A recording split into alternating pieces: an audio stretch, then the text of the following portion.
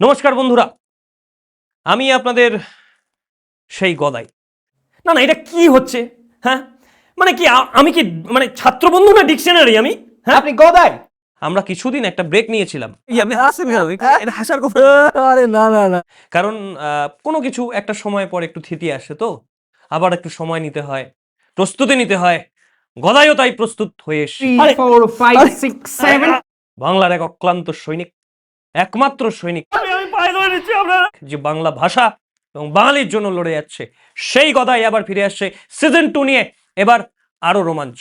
প্রশ্ন করতে পারছি না আসার পর থেকে। হ্যাঁ, খালি এদিক এদিক আরু তারু কথা। ঠিক আছে, তাহলে আজ এই পর্যন্ত। বিরতির পর ফিরে আসছি, সঙ্গে থাকুন। এই কেননা আপনারা বলেছেন আরো কন্টেম্পোরারি কিছু হলে ভালো হয়, কন্টেম্পোরারি ট্রেন্ডস, আরো সমসাময়িক কিছু চরিত্র যদি আনা যায় আমার এই পডকাস্টে, আমি আনবো। ফাক ইয়োরসেলফ। কি ফাক ইয়োরসেলফ কি বললো? তবে ওই আপনাদের যে কমেন্ট ভালো কিন্তু ভালগার, সেইটা নিয়ে আমরা এখনো একটু ভাবছি কি হবে। প্রিয়া বৌদির লেবুর ঝুরি নিয়ে কিছু বললো না কেন? সেটা নিয়ে এক্ষুনি কিছু বলতে চাইছি না, আপনারা একটু ধৈর্য ধরে বসুন। ইয়েস, বাউচি থোড়া ধীরে। কদিন পর আমরা ফিরে আসছি গদাই লস্করের বৈঠকের সেকেন্ড সিজন নিয়ে। আমার কুলফির রানী চকোবার, ভাবছি তোকে যে বারবার।